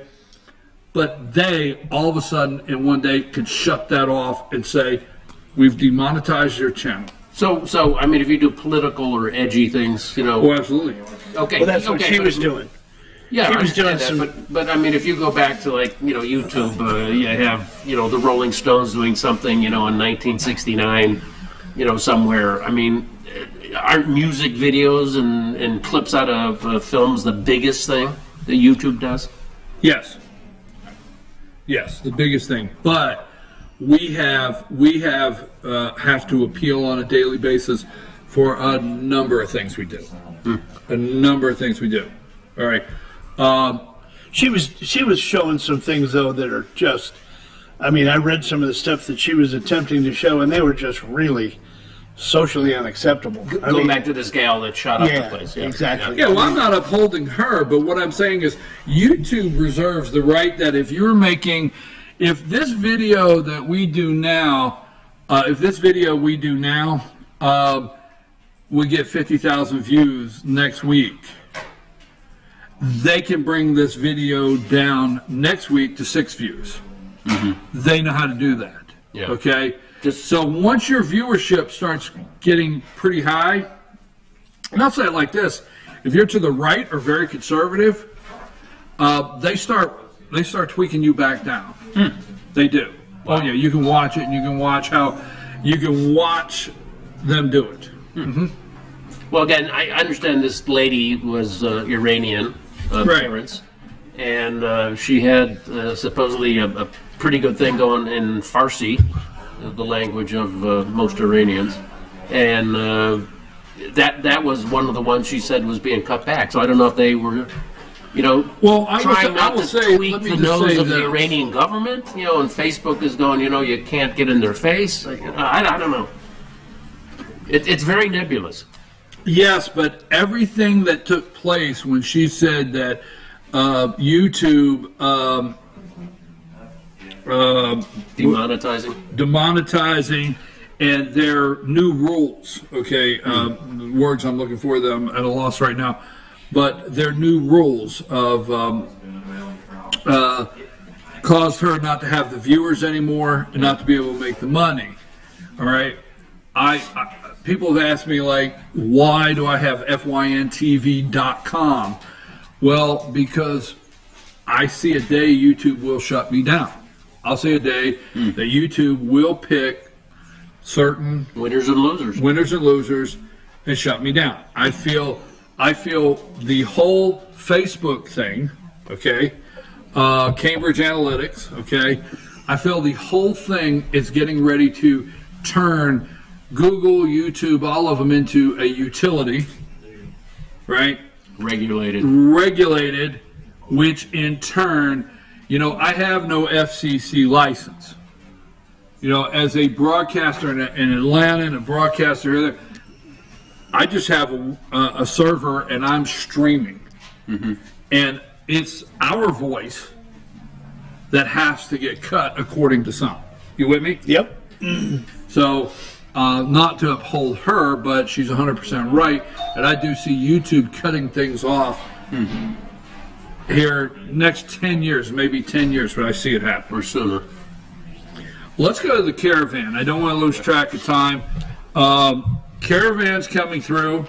It's 9:33. Caravan's coming through Mexico. Breaking up. And Trump comes out last Saturday and once again explodes the media's head by saying on Sunday, comes out on Saturday, and the media's like, how could he say this on a Holy Week, you know, just when the Pope is misunderstood in his discussion on whether there's a heaven or hell. You remember the Pope's comment, there is no hell. There's basically, no hell. Okay, so we won't go down that road. Holy moly. You saw that, didn't you? Yeah. There's your living hell and going to hell. Whichever one you want. We'll go there next week. We'll have to get Jane to comment. Next Wednesday at 9. We'll have to get Jane to comment. You know, living in hell and going. Pope part of the deep state. Easy, Bruce. Hey. That's right. Jane will save the Pope and deep state for you next week. Hurry back. So the caravan's coming across. It's Holy Week. The rolling. media is all upset. Don't sing Rawhide. I'm trying to get through this. But Trump said, you need to stop. You need to stop now. DACA's over. All right. Catch and release is over. Don't even try coming across that border. And it worked. And by the way, we're sending the army to the border. I think that was a one. He implored Mexico, hey, you need to take charge. And next thing you know, all of a sudden they're running like roaches. Right. As they should. Huh? As they should. I mean, Mexico's had pretty tough regulations, you know, for people coming in from Honduras, El Salvador. What about when you hear border crossings? And this one really got me this morning because, you know, I tune in at 6 a.m. to see Minka, you know, and I'm amazed that she has no wrinkles whatsoever. And after that amazement, you know, subsides. Yeah, after I'm like, damn. I mean, you know, stretch. Anyhow. Joe, you lucky guy. Yeah, Joe. Way to go, Joe, right? That'll get on the Plexiderm, Joe. Easy. We could be getting in trouble. After that, okay, she sighs, and that kills me, just everything she sighs. And they're talking about a 26 or 46 year low of border crossing. All right. I didn't see the show, but you know, either one would be great. Right, but they're saying the border crossing, illegal border crossing, is down to a 26 year or 46 year low that's coming across the border. And I tried to say the other day, let's say 10,000 cross the border, okay? Okay. Let's say it's down 60%, so 6,000 don't make it. 4,000 are coming across, and they are the drug cartel. They are the bad hombres, as Trump would put it. The 60% that used to come in across the border looking for a job, we sent the jobs down there. They don't need to rush across the border looking for a job no more. So we're not getting that border crossing that we did in 82, 84, 86. We're not getting that. That border crossing, 82, 84, 86, that 88, that was looking for a job. I disagree a little bit. I mean, that 4,000 that are getting over, there's probably still some kids and moms in there, you know. But all right, on a technicality, so you know, it's 3,200. Transparency. 800 kids. I gave you 800 kids. Okay. Hey, God bless you. To your point, though, you're absolutely correct. They were coming in looking to pick. We could end the show right there. No, seriously. I mean, they were coming in because they knew that the lettuce had to be picked, and they knew where they can get a job. Right? Yeah. Yeah. I mean, that's exactly. That was the first generation, which is exactly the workers. The workers did come in. Okay, they did come in. I know it for a fact because I worked with them. But this phase that has come in the last 10 years have been to take advantage of our social system, and to bring drugs to get our people that are currently here on the social system. Oh boy. You know what I mean? Do you understand? Yeah. The workers have not been crossing the border. Numbers are way down, and that's good. Bottom line. No, it's good, but I already spotted you 800 kids. That means you have to pay attention this time. You know what was interesting is all of those caravan groups were taught, if they got to the border, to tell them exactly what to say so that they could get in and take advantage. The U.S. group that was organizing. They're giving out pamphlets. They give out pamphlets on what to do and what how to say, and that they're seeking political asylum from Honduras because they're so oppressed over there. There was a great comment by Kennedy. She was on the 5 last night. What did she say? If Honduras is that bad, why don't we get our butts down to Honduras and figure out what's going on and straighten that place out? I think the caravan being broken up, I think the president... I'm not heartless, and I know America is we're a giving nation, and we have all around the world, at any time we've been called on, we've been there. The givingest nation. The Bottom givingest, line, yeah, okay? if that's a word. Yeah, we'll go with that. Most giving. Thank you. Jane, got it. Highly charitable. Highly charitable. For $300. Anyhow, that being said, I'm okay with Trump being just a little selfish and saying it's time to think about the men and women and children in this country. I'm going to stay within the borders where my charity, is concerned. You agree? I think a lot of people are in that same boat, definitely. Right. Yeah. I don't want to lose the time. Sanctuary cities in California. That's where you see the pushback, just like Bruce. Right, that are saying no to California. Yep. And they're coming out and saying no. Some of these people just don't agree with what's going on coming out of Sacramento. Right. Because they're living on the borders and they see what's going on. Right. And they're not safe. And they're saying, why are you protecting the 10%? What about the 90 that are the law-abiding citizens that are paying? Citizens, period. Yeah. I mean, hello. Yeah, and I think, it's interesting to see the California state government starting to figure out ways to punish these towns that try to do this. I mean, are they absolutely nuts? I think they don't like when Trump says certain things, but I think we've heard the left media, fake news, yell obstruction of justice long enough at the President of the United States. I think yesterday when he brought out the mayor of Oakland, and he's like, that's what you call obstruction of justice, Boy, right? You're not kidding. Did you see that segment? Yeah. Holy cow. But that's what you call obstruction of justice, right? Yeah. And they had the legal immigrant mayor from, what town was it? Escondido? Or Yes, Escondido, or however you say it. Yes. Yeah, Escondido. I'm still working on Yorba Linda. Yorba Linda. Yeah, and he was debating the mayor of Oakland. Mm-hmm. And the mayor of Oakland was just a buffoon in some of the stuff he was saying. And you know what? We've got friends that live out there, and it is truly sad what's happened to that city, San Francisco. Oh, boy. The whole area. I mean, the whole state. I mean, the police now in the Bay Area are being asked to try to clean up the human waste that's being left by all the homeless people that have come there to seek sanctuary, to seek a sanctuary place. They got no place to live, so they're living in boxes, and they've got no place to bathe, to use the restroom, whatever. So the streets become literally and figuratively the dumping ground. And the police now are being asked, and the police unions out there are going crazy because they should, sanitation worker wasn't part of my job. Yeah, exactly. There's pushback on the state. Why is the media? I guess ratings is ratings. Why does the media keep playing Robert De Niro clips when he's lost his mind? What is he, 86 now? And he's got. I mean, they take him right off stage and get him pills and stuff. Grandpa, come here.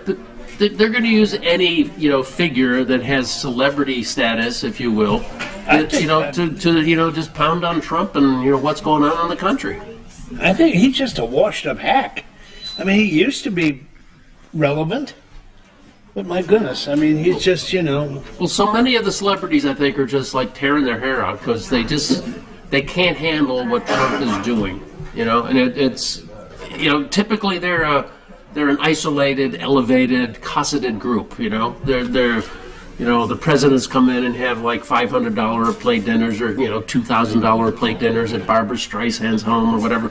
They feel like they're in the elite of the U.S. And now, they can't believe there's people that are actually bringing these questions up and saying, "Yeah, we think the president's doing a good job with some of this stuff that's maybe not warm and comfy anymore. It's viewed as heartless." Yeah, see, Barbara Streisand feels left out. Trump's like, hey, where's Joey? See if Joey run down and get some Big Macs. Supersize those. Streisand who? Yeah. So, and it's not playing well. Let me ask this: what about these approval ratings? 51%. 51%, as Juan would say. Now that's an average. Give me a break, Juan. Yeah. Hey, it was inevitable. Inevitable. Elaborate. I think he is resonating with the people and saying, why are you trying to protect people who are here illegally? That we have enough issues just with the people here that are just trying to get on disability. We want jobs. We want to, provide for our families. Why is that so hard for people to understand? It's resonating. Hey, you know what? The tax cut did work. I'm getting a few bucks extra in my paycheck, and I got a nice bonus at work. Yeah, and if they could only take care of Obamacare and get that straightened out, medical costs might come down. Hallelujah. They really want rid of Scott Pruitt, did they not? Oh, yeah. What say you? You know why they want rid of him, don't you? And he was going to be my winner of the week. And I'll go for it now. Go for it. He is my winner of the week because if the mainstream media is going after somebody, that means that they are doing the right thing. He is just ripping Obama's regulation without hesitation over the previous 8 years. There is, and I don't say I hate to say this, but there's a way I say this. Environmentalists are dangerous people. They are dangerous people. You get a group of them together and they want to shut down a coal mine, those are some dangerous people. They want to stop strip mining, those are dangerous people. Funded by very wealthy groups that, put money into them so they can, file endless court suits. I mean, they use the laws to the maximum. They're very good at it. Well, look, I'm going to give you the floor and put you on the spot because I know you know this one. And no, I know you know. No, not you, Bruce. That's a chance I'm not willing to take. But I'll bring you in. I'll bring you in. Look, you, Bruce. Yeah. His grandkids are home watching going, how come they did that to Papa? I can't. Sorry. Bring it in. Yeah. Sue and settle. He put a stop to sue and settle. Pruitt. Yes. You know what it is? Yeah. Well, tell the people. Well, you tell the people. Why should I? Oh, that's a move. I should have gave that to Bruce. So here's what happens, right? So you're out there and you're working and you throw a shovel in and water comes up and somebody says, oh no, we better call the EPA. And then the EPA comes out and says, well, all right, shovel, water, there's a $6 million fine. So I'm just having some fun with it. So you get a $6 million fine and you lawyer up and it's costing you everything you have. Lost all your property. And your grandkids and your property. And it's cost you everything and you need to get out from under this lawsuit. And they drag you through the courts and then they come in and say, we really could settle this now and you don't have to pay a $6 million fine.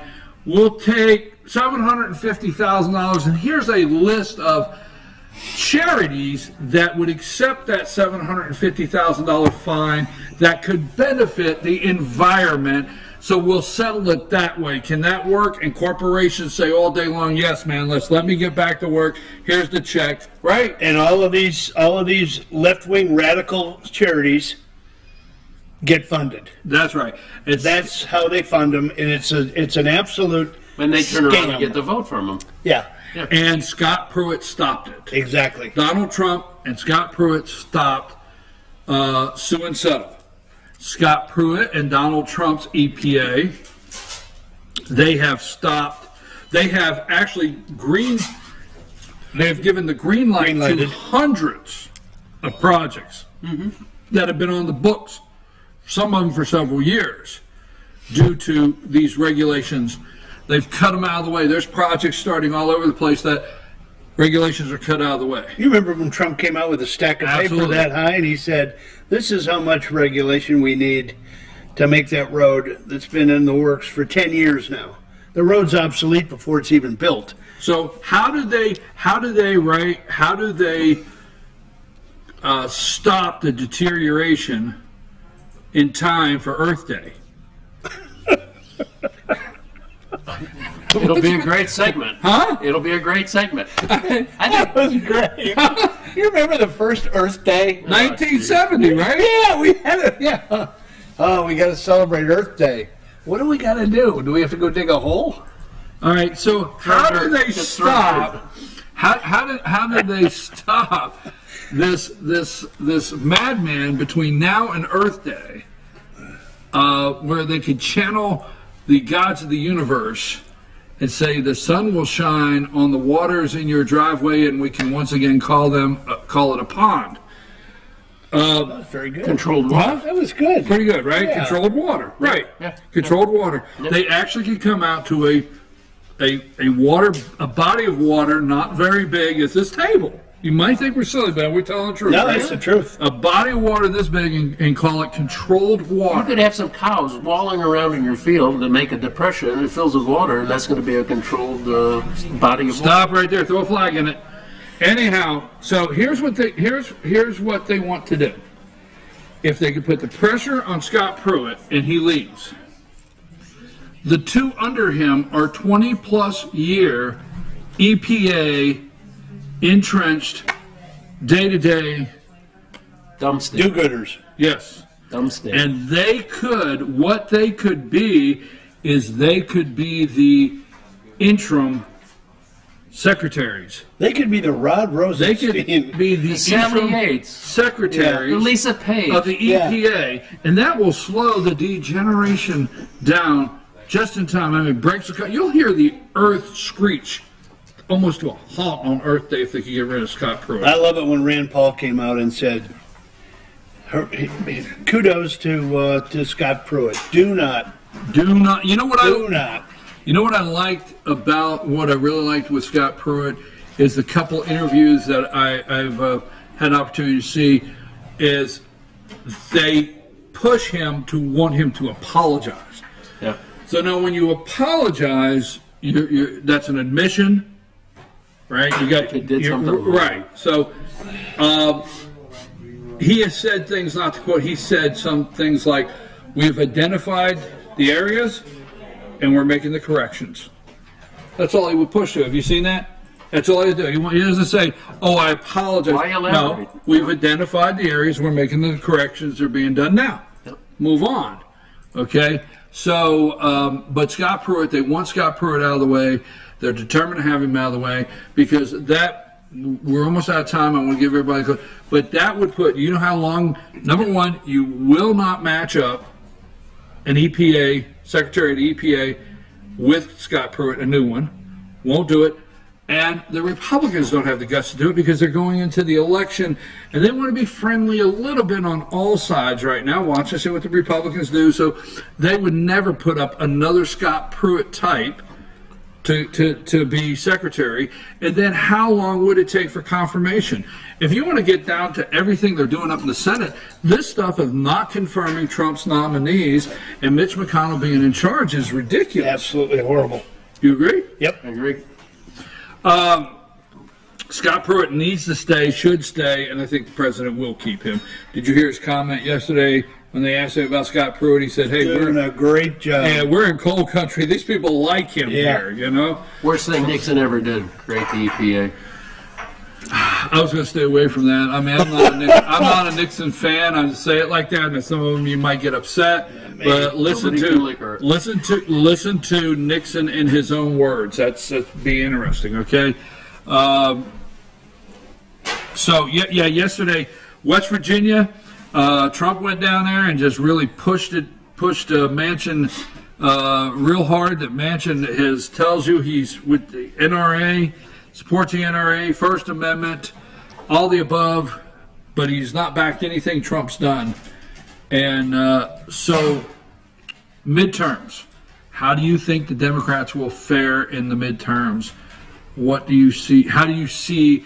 I mean, we're getting into November. It's early yet. I don't know. I think that a few more things have got to happen. I think before you're going to see a real clear trend. So. What do you think? Yeah, I think it's too early to figure yet. I think Republicans are going to be okay. Okay, well, that's just Yeah, I mean, the tax thing. All right, I know we gotta that hasn't hit the fan yet. So I know we only have 6 minutes, but we are on the internet. If we go to 10:02, I don't want. Would you be upset? No. 10:03 would really set you off, though, wouldn't it? Pet of the week. No, it's their spring break. The pets are all down at the beach. Okay, you're right already. That's the 2 minutes. We're going to 10. Woof, woof. I know you do a woof on the air. Grandpa's okay, kids. Yeah, that's right. We get somebody driving home, all right? Pressure, dear. Oh, where was that? Okay, how they make if they're analyzing all of this stuff about manipulating elections, I can't stand the propaganda of manipulating what the TV does. Why don't they look at everything? So what they're doing right there is it Marsha Blackburn, is that her name? Yes. In Tennessee? Tennessee. She's running against a former governor. Now, no disrespect, because, I'm getting a little age on myself here, but what is he, 92? Have you seen the guy? The former governor of Tennessee is like, I know this much. There's a guy following him around with a walker. Anyhow, I'm sorry, I got material. Yeah, but that was Hillary. That was Hillary. Hillary was the guy. Yeah. All right. Moving right along. She was wobbly. Highly medicated on the show this morning. But the thing is here is what the news said, folks. Listen to this, and you got to pay attention and you got to break it down. Marsha Blackburn is 10 points behind the former Democrat governor of Tennessee, and there's areas in Texas that Democrats are polling higher than Republicans. Now here's the kicker. Here's where they went. What that means is Republicans will have to shift funds into normally red areas that they don't normally put money into. And it may create more of a challenge in purple areas that the Democrats stand more of a chance. That's the Did you not mainstream hear media. any manipulation in that? That's the mainstream media. So they're claiming Republicans will have to pour money into red areas that they normally. And I will tell you, their manipulation. There's a tinge of truth to it because it's happening right here where you sit. Democrats are putting people on the ballot. Hello, that's what elections are about. No. I'm with you, but I mean, yeah, but they're I'm going in my 10th year as FetcherNews.com. I've never interviewed a Democrat candidate for State House of the 7th District, and I'm not going to say it's good, bad candidate. I don't know. We'll find out, but I'm going to have the guy on my show Monday. So you're going to do one? Yeah, we're going to have him on. He's a candidate. That's our rule. But what I'm saying is, they're fielding candidates in rural areas. They've got try to pull. Yeah, but you know as well as anybody, you know better than most, that there's some twice today. There's some ulterior motives to the way they're doing the manipulation. I think. Well, one thing, and we don't have time because I want you guys. That's going to be our whole different segment next week. Yeah, well, let's do a segment on that because there's one thing that I do know that they are doing, even on the smallest level, like the State House, is they are wanting these people to spend the money here. Okay, now I have no problem being opposed because let's just say you throw a Democrat candidate on the ballot in this district. Normally, this area. And I don't mean to use the word normally because, hey, it's America. You're a Democrat, you want to go fill out the form and get on the ballot, go for it. But the point is, normally in this area, we're done in May. There could be Republican opponents in the primary, 2 or 3 maybe at times, but our election is usually completed after the primary, and the person that wins the primary in this area for the Republicans is usually already done. The Democrats are making sure that whoever that is spending their money here till November. And let's just say they have $30,000. They can't take it outside and help other Republicans. You follow what I'm saying? I hear what you're saying. It doesn't make a lot of sense to me, though. It does, because they can't take the money and spend it in districts that can actually help. I mean, the RNC. Right. Or the candidate that has a campaign finance. They can actually if you have a campaign, I can actually write your campaign a check. Yeah, but do you really think a Democrat, challenger is going to come along? The sweet talk people have been voting like the last 6 elections Republican, and think Joe Blow or Susie is going to be a new face and do things different? Yes, I don't. I do. I disagree.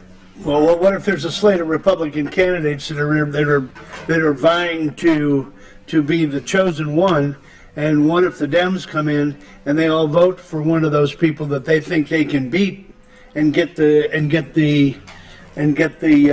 favorite, if you will, less than 50 out of the race? I will say there's this. more merit to that than just. I just don't think people are going to with new taxes and everything else going on. Why would they change? Why would they change? No. I'm not saying they'll change. Well, I mean, they did that with what was the? They're going to come. They're going to. Democrats in this area where you're sitting have really not had a reason to come out and vote. So you're saying there's a lot of there's some number of closet Democrats. That's what you're saying. They're not in the closet right now. Because let me tell you where you're sitting, where we're sitting. Okay, we'll close this up. We'll come back next week because we will. Is this worthy of time? What I'm saying is, I had somebody say to me yesterday, there's no Democrat going to win in the 9th district. There's no Democrat going to win in the 7th district. It's not going to happen. No, it's not going to happen. I don't think so. But I'll tell you what will happen is they field a candidate to where your candidate has to. Not take them for granted, no matter if they only pull 30% of the vote. They can't be taken for granted. That means your candidate can't go take their campaign cash and themselves off to another state or another district where they can help another candidate that is really going to be in trouble. So they're trying to isolate some areas. Mm-hmm. You understand? Mm-hmm. They're trying to isolate some areas, which they will, no matter how red the area is, and take away from what punch can be put into an area where they do stand a chance. You realize they only have to find 18 Connor Lambs. Let me switch gears because I think let's have this subject next week. Let's remember it. That's a good. Once you get a lot of interviews under your belt. Yeah, with your background and experience with this, I think I'd like to hear more about it. I will end on this note. The county we sit in today. Fannin County. Fannin County. I go to the Republican Party meetings in this county. I'm going to say they average 40 people. Democrats are bringing in 42. Not 42. They're not up to. 40 as well. They're 40 as well. Also, along with, whatever. They're mirroring image. You go to a Democrat Party meeting in Fannin County, there's 40 people there. Okay, but at the vote, what's the split between the final vote? 74, 36, 26, 36 would be 64, 36, 70, it's pushing close to 70-30. Okay. I think Trump got close to 78 here. Okay. But Democrats. Can we do a quick loser before we cut? We're going to. I want to hear about. I know we got to cut, but I want to hear what you think. I want to hear what you think about Sinclair Media with the montage of all of the anchors across America and the small areas talking about fake news the way they did that. I saw that. It was pretty fun. What say you? Yeah, I mean, it was crazy. It was just bizarre to watch. It's interesting. The left is who found that and put that together to make it look like, because so you've called CNN fake news. So you've called NBC fake news. ABC, we got you now, and I don't think that's true. No. What's your final comment of the day? Winners, losers, winners or hits. I have two. One, since my son went there, I have to shout out to Villanova for winning the men's national basketball championship. Newhouse. They put on a show, man. They put on a show. Nova Nation. I almost shut it off after halftime, and I looked and I said, I gotta watch the show. Oh, that kid, DiVincenzo. Yes. Ooh, 30 off the bench. Yeah, 31. It's been like this all Anyway. It has been like this all morning. And my other hit is a guy out of Chicago by the name of Scott Foster. A guy? A 36-year-old accountant. Oh, yeah. He is a semi-pro hockey goalie, and he is the nominal backup for the Blackhawks. Both of their regular goalies got injured. Day of a game, yeah. And the second one in the third period of the game, they called this guy in, suited up, put him in the pipes. 7 saves in the last 14 minutes. And the Hawks won. NHL game, and the Hawks won. I do everything with a vision, because I'm envisioning the guy with the old-fashioned calculator, you know, and the visor and everything, right? And he's like, "Hey, get off that machine." No. He's a modern accountant. Okay, he's got a screen like you. What's with him today? What's with him? But still, his teammates. I just get envisioning the. He's been dealing with grandkids all week. I'm envisioning the accountant sitting there, you know, counting beans, and all of a sudden he says, "Drop that right now." He plays in a semi-pro league. His team was playing down the street at a smaller stadium, and they called him and said, "You got to step in," and he did. Yeah, That's great. I mean, that's got a loser. Really, no losers. Okay. I think when they called, they said you got to lace up your skates. They don't step in. Lace them up, buddy. Lace up your I've already given my winner, Scott Pruitt. Thank you, Bruce. My loser of the week, and Bruce knows where this is. You probably do too. Deerfield, Illinois. Deerfield. Oh, Deerfield, turn in Illinois. your guns. You've only got Deerfield, Illinois. A field of deers. Yeah, they have passed an ordinance where you are mandated. They're coming door to door. If you own a weapon of war, an AR-15, you must, under penalty of $1,000 a day fine, turn your guns in. That fine a day, that's a classic EPA thing. We're going to fine you $25,000 a day to give us access to your water puddle. All right, I have a question. Our closer of the day, because we are after 10 o'clock. The question is, Bruce, did you have Villanova to win in your brackets? You were awful proud of their win, but did you pick them from day one? No, I did not. Thank you, Bruce. I'm not a bracket guy. You're not? No. Oh, my gosh. I will not rub shoulders with Obama and all them. Sorry. Uh-oh. Whoa. That's the only thing. Put that on the next week's agenda, okay? Yeah, no brackets. Oh, we got to put that down. It's fun to watch college kids play the game. I love the game. I did not think Michigan could win. I did have them going to the Final Four, but I had actually Duke winning everything, and I did not think Villanova could get past Kansas. So the end of the story is I got it all wrong, but really enjoyed the show. Yep. So I love my college basketball, and it's time to watch baseball, right? Yes, sir. And we have all the home openers this week all over Major League Baseball. I'm your host, BKP. Sorry we're running late. Circuit World Blue Ridge, and it's time for our Pet of the Week slideshow. Please stay with us, and we'll be back Monday morning. Don't forget, Monday morning at 8:30, my interview with Rick Day. He is the Democrat candidate for the House seat, Georgia House seat, District 7. On Tuesday morning, we'll have Josh McCoon. He is the candidate for Secretary of State. And then we will have Casey Cagle, candidate for Georgia Governor candidate, Tuesday at 9. He'll be with us then. So we'll just stay with us. Follow us on Facebook and everywhere, and we'll have all of our interviews up. Take us out here, Amanda.